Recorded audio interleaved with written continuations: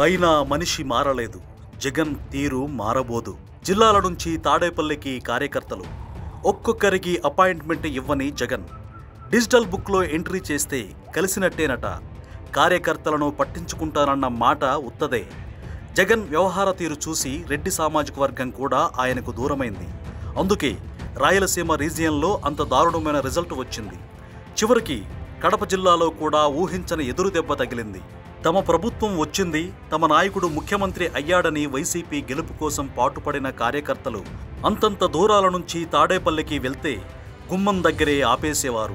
కనీసం జగన్ మొహం కూడా కనిపించనివ్వకుండా చేశారు. హీరోలు మేడపై నుంచి అభివాదం చేసినట్టు చేసినా కాస్తైనా సాటిస్ఫై అయ్యేవారేమో. అలా కూడా చేయలేదు జగన్.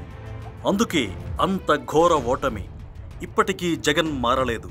మరోవైపు కార్యకర్తలే తన ప్రాధాన్యతని చెబుతున్నారు. జగన్ 2.0 ప్రభుత్వంలో కార్యకర్తలకే పెద్దపీట వేస్తానన్నారు. కార్యకర్తలు కూడా అది నిజమే అనుకుని మళ్లీ తాడేపల్లి బాట పట్టారు.